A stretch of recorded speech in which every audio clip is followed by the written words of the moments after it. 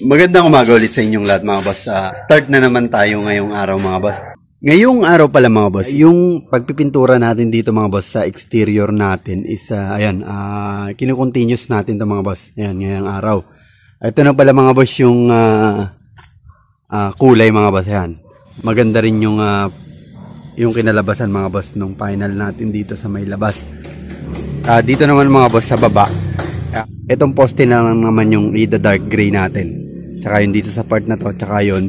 Tapos itong baba na to is white na siya. Ayan, may white din tayo dito. Hindi na natin pipinturahan ng light gray yan. Ito na yung kinalabasan mga boss. Ayan, hanggang dito siya mga boss. Ayan, light gray din yung wall natin dito sa may terrace natin. Sliding door pala natin dito mga boss. Tsaka yung sliding door natin sa second floor. Tsaka yung mga bintana natin. Ayan, na-install na rin pala mga boss yung iba. Ayan, pero hindi pa siya totally kompleto. Yung lahat ng mga bintana natin. Pero ito mga boss yung sa baba na sliding door natin mga boss is ayan, na-install na. Yung dito sa may parking area. Ayan, ito na mga boss yung sliding door. Ito mga boss is mirror type. Ayan, yung nasa labas is salamin siya mga boss. Ito pala mga boss is wala pa siyang mga sealant. Ito wala pa rin tong lock. Ayan, hindi pa nila nalalagyan ng sealant. Tapos dito mga boss sa loob, ayan. Ito naman yung fixed glass natin dito sa may area na to. Ito kasing part na to mga boss is dining area. Yung glass natin is the same din na ito mga boss. Salamin dito sa may kabila. Ayan, ang option na ito mga boss, ayun. Pag nandito ka sa loob, ayan, makikita natin yung tao dun sa labas. Ayan, pero pag nasa labas ka naman mga boss, hindi mo makikita yung tao dito sa loob. Yung tiles natin dito sa first floor, na kompleto na pala natin mga boss. Ayan. Ito na yung kabuuan ng tiles natin. Ayan, hanggang dito na siya mga boss, sa may kitchen natin. Ito na siya. Ayan, hanggang dito. Ayan, tapos dun sa part na yon okay na rin. So, dito sa may sala. Ayan, ito yung magiging sala mga boss. Itong part na to. Pala mga boss, dito sa first floor and buong wall na to mga boss. Islalagyan pala natin to mga boss ng wall cladding. Ayan, ito pala mga boss yung wall cladding na ilalagay natin. Ayan, kulay brown din siya. Halos the same yung kulay na ito.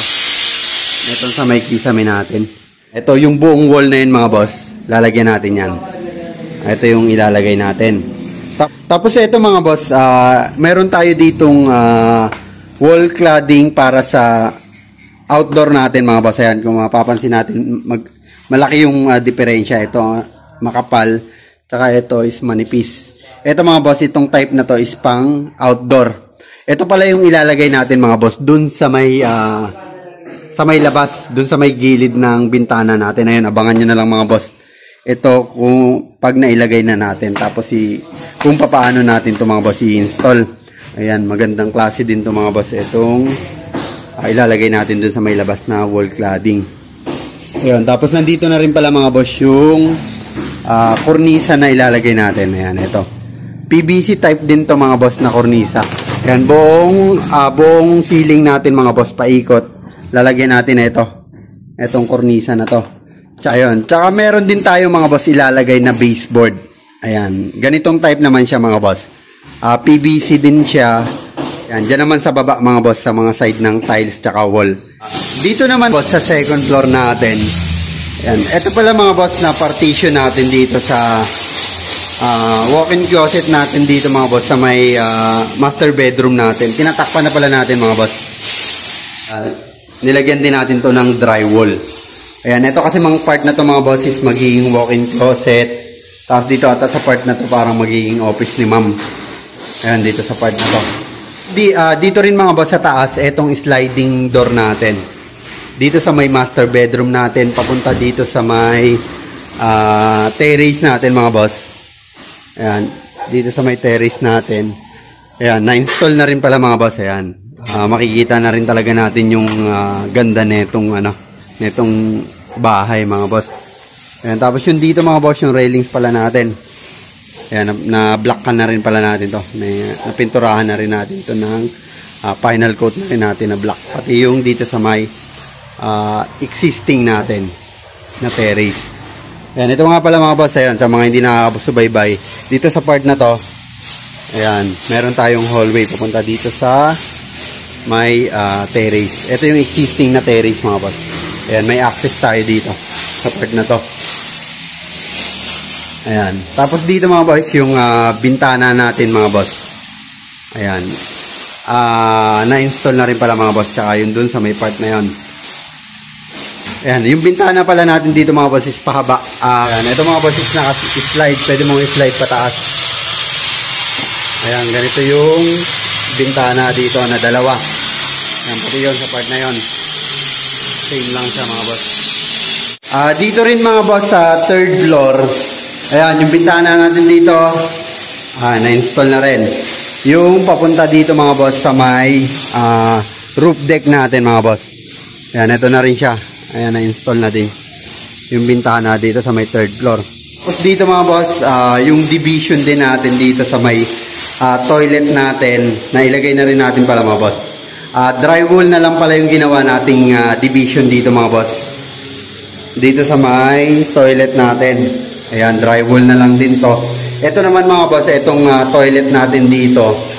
Niliitan pala natin mga boss. Ayan, before yung layout natin dito mga boss is kasi laki nung toilet natin sa second floor. Pero ayun, nagbago yung isip ng may-ari. Ganito na lang yung pinagawa niya. Ayan, ganito na lang siya kalaki. Ayan, almost 1 meter lang to mga boss.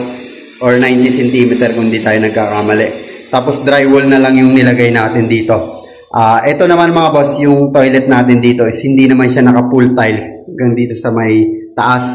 Ang tiles lang natin dito parang nasa almost 2 patong or 3 patong lang dito sa mga wall natin. Kaya drywall na lang yung nilagay natin.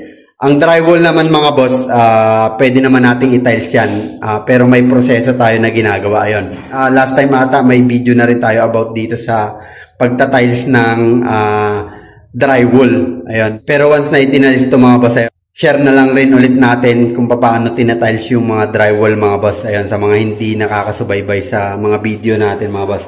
Ayun, tapos dito pala mga boss sa part na to, may laboratory din tayo dito. Ayan, ito naman mga boss is open na siya, open. Kumbaga ito is open na siya. Wala nang magiging pinto dito mga boss, as in open. Ito kasi mga boss, itong part na to, parang gagawin lang siyang pet room. May mga alaga yung may-ari. Kaya itong buong third floor na to is magiging pet room lang siya. Ayan, itong area na to, kaya open lang rin yun. Diyan naman pala mga boss sa lilipatan nating unit. Ayun nga, dyan sa bagong unit na i-renovate natin. Ayun, nag-grand breaking ceremony pala tayo dyan mga boss. Ayan, yung part na yan mga boss is ayan, kumbaga yung may-ari is ayan, may tradition kumbaga. Ayan,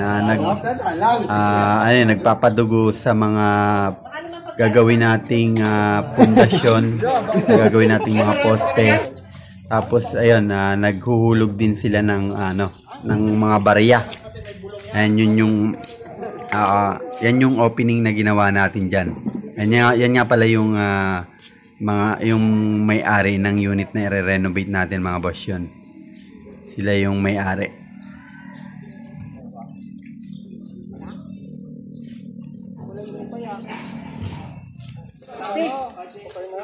Diyan pala mga boss sa unit na yan. Ngayong Monday pala mga boss is mag-i-start na pala tayo dyan mga boss. Ng gawa yung tropa natin. Kasi nga yung unit na yan mga boss is okay na rin yung permit pala niyan mga boss. Kaya ngayong Monday pala mga boss is mag-i-start na tayo dyan. 1, 2, proofs kasi hindi na makakatakas. Ano, hindi ka ba pupunta sa